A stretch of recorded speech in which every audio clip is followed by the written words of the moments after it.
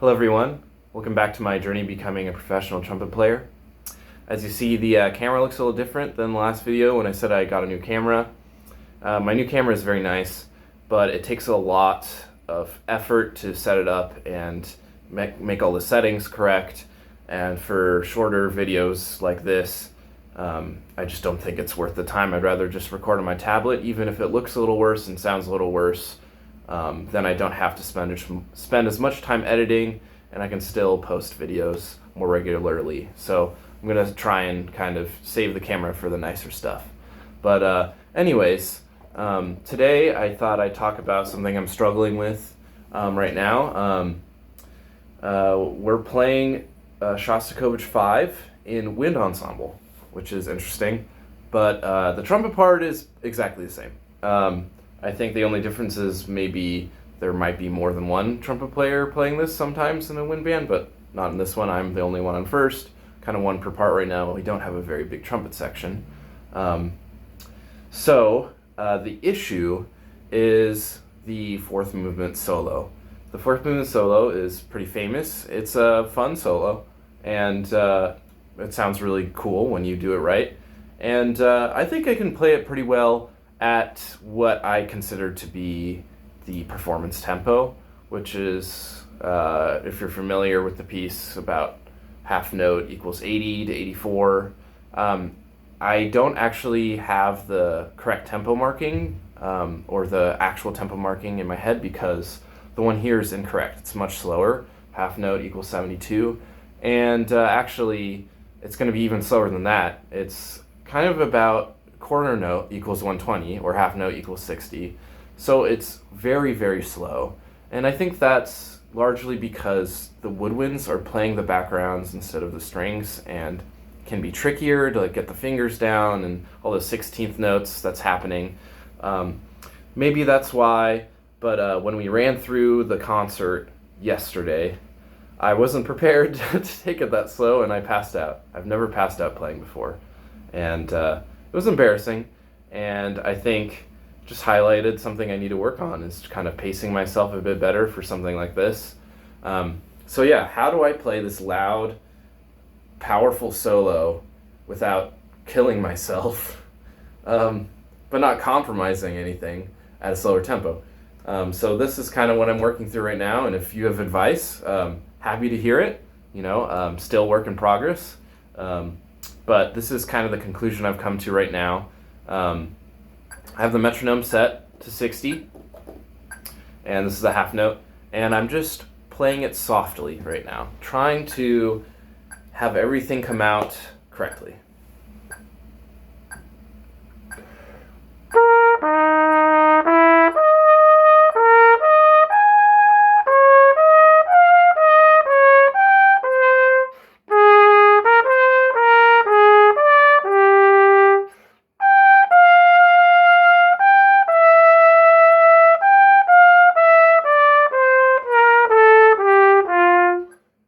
Okay, so sounds pretty dainty, very beautiful maybe.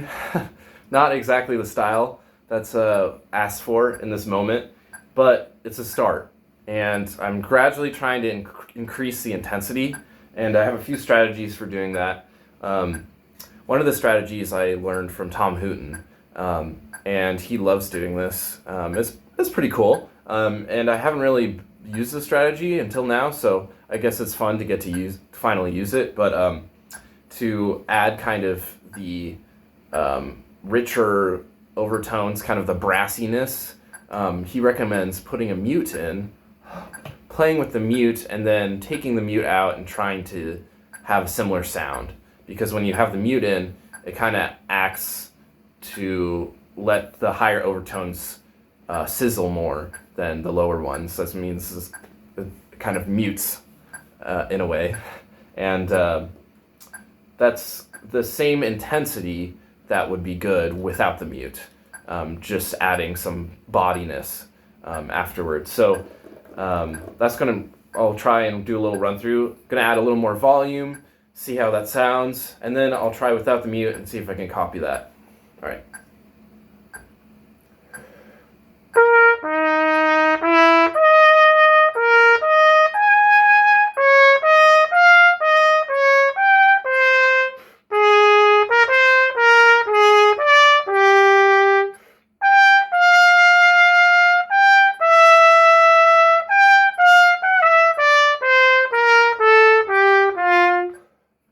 Okay, so I can definitely hear the piercing quality there, just thinking about that a little bit. And I'm going to try and do that right now. And even if it doesn't come out right, and if I mess up a bit, I'm going to keep going and try and really commit to it.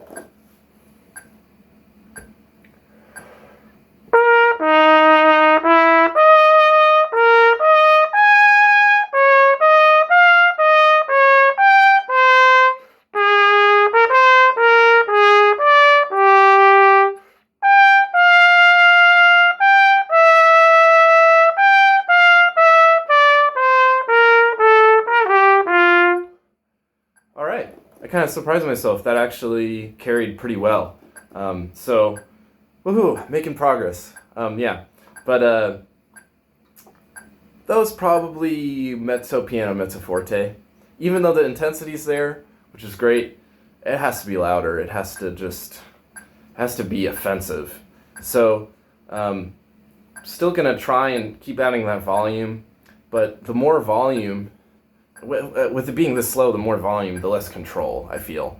And so I think that's the next struggle that I'm still trying to figure out.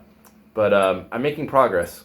And one way I want to make that control happen is I'm going to speed the metronome up to a more usual tempo and try and play it how I would at the speed. And then kind of with the mute thing, try and slow down that control. Even though, or trying to keep the control even though it's slowing down. That's what I mean.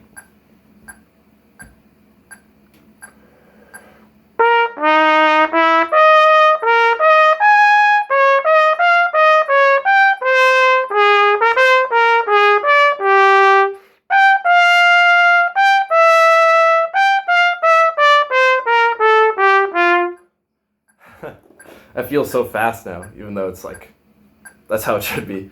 But, all right, slowing it down. Maybe I'll do like an in-between tempo. So this is 72 instead of 60. All right, see if I can keep the control and volume.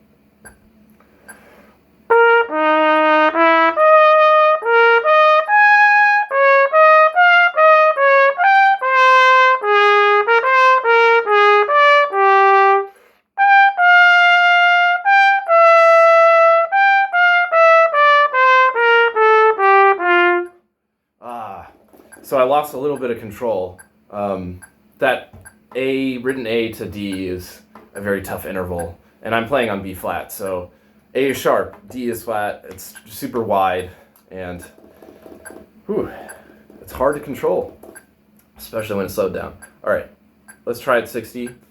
Let's see how this goes.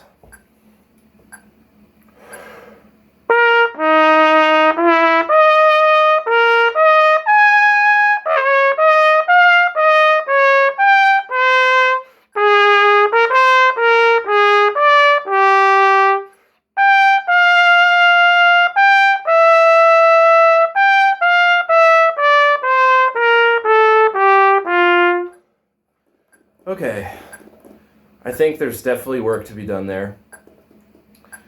The control aspect, for sure. And I didn't need to pass out, so you know what, I'll take that as a win. And making progress. So maybe in the future I'll do a follow-up video, see how this is going, but yeah, sometimes we run into issues like this. This isn't certainly going to be the last time. I have something really hard, or something that's hard already that gets harder like this. So just thought I'd document that. And like I said before, if you have any suggestions or stories and you want to share, go ahead, and I'd love to hear it. And yeah, happy practicing. See you in the next one.